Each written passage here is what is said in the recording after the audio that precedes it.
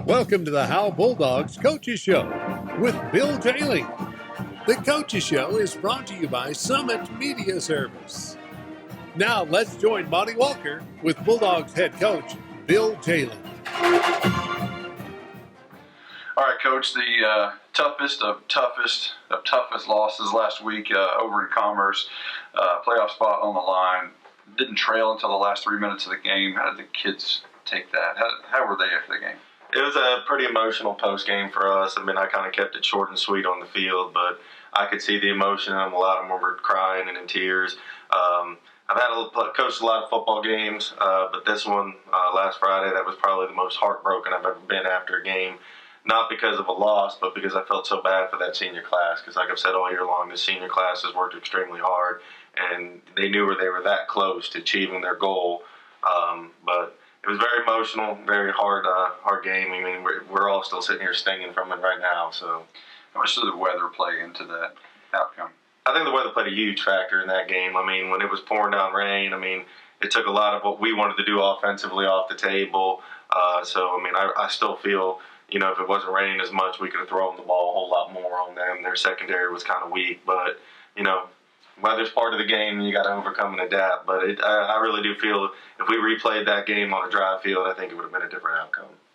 Well, offensively has been the big turnaround for this season. Right now, your offense is ranked 5th all time in Howe history, with 335 yards per game. And you've hit the 3,000-yard mark for the first time since 2016. Is this something you think they'll continue in the next few years? Yeah, I believe it will. I mean, with the athletes we got coming up, that's part of the reason we kind of moved from that slot T, wing T offense to what we do this year, being, you know, where we can still line it up and run it, but we can spread it out and throw it around. You know, last year after the season, I kind of evaluated what we had in the under levels coming up, what we had returning, and then what we got coming up in the junior highs. So I kind of just made that decision that we're going to go to a more tempo, more wide open offense. And I think it is the future. I think with you know, you got a freshman quarterback starting this year, you know, you got 3 more years with him. I mean, yeah, we're going to keep putting up numbers and points. So I think it's definitely going to be the future. You know, I think hopefully by the time some of these kids graduate, we'll hold all the records from this time span. So, you know, just kind of off the cuff here, we were talking about defense and the amount of turnovers you've been able to get over the first 9 games. Talk about that and how important is that, and has that been for you? It's just been good. I mean, our defense this year has to me, it's been really the backbone because you know, our defense has played lights out in almost every game this year, and even in the games that the scores were a little different, they still played hard, still forced turnovers in that game. I just think the kids have really bought into our defensive scheme. We've kind of changed it up a little bit, made it more simpler for them. But the other thing we've done in practice is we get them excited about playing defense. You know, everybody wants to score the touchdown, but they got excited this year about playing defense. And a lot of it, man, it just comes with I'm a film guy, so I have them in film constantly, watching film. And the biggest thing, the biggest challenge defensively is just making sure they know how to line up to each formation. And I think all the film time this year has really helped with the kids because they're knowing how to line up like that on a Friday night. So whenever you can get kids excited about playing defense, that's always a good step towards the future. So we're going to take a quick timeout. When we come back, we'll talk about the rivalry game with Van Alstyne. Summit Media Service is a full-service photography and video production company offering both land-based and aerial photography and videos and a full suite of post-production services to the Texoma area.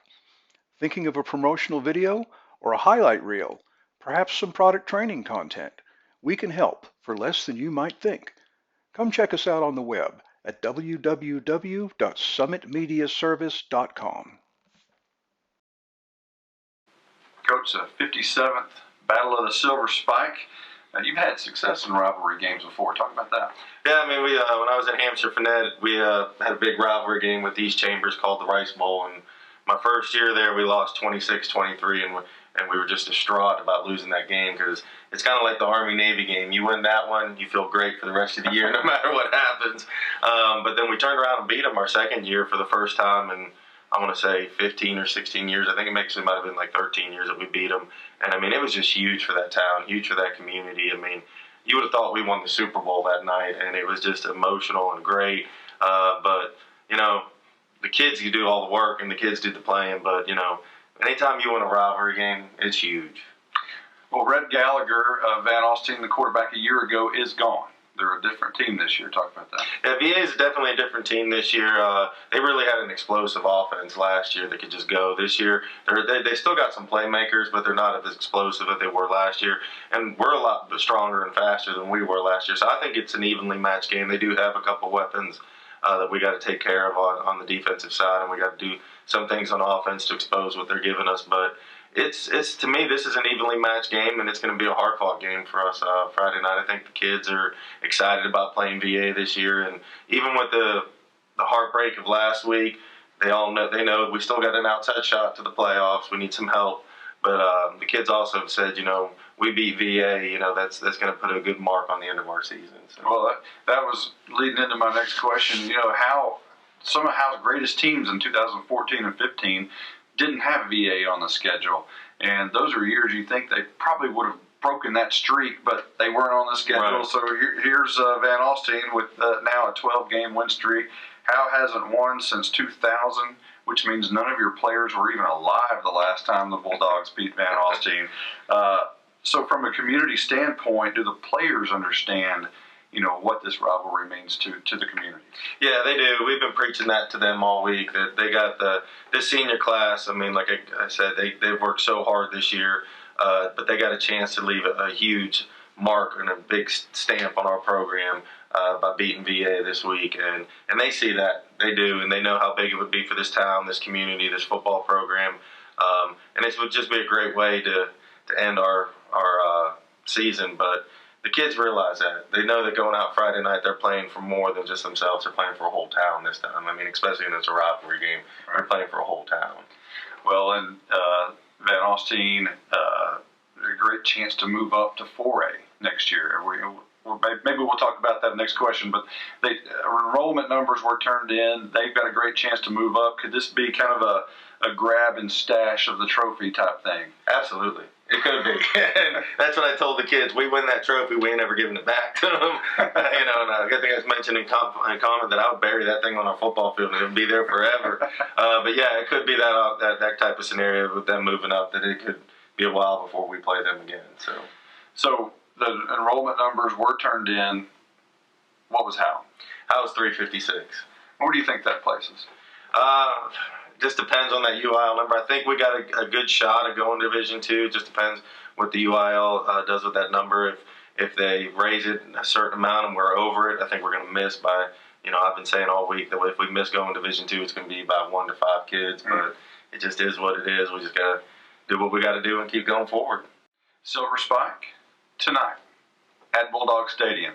Need to be there. It needs to be a big crowd. And if you can't make it there, if you're out of town, you can listen to it at howeenterprise.com. If you want to bring your headphones to the game, you can hear it live in real time at 99.9 FM. For everyone who's been a part of this one, I'm Monty Walker. We'll see you next time.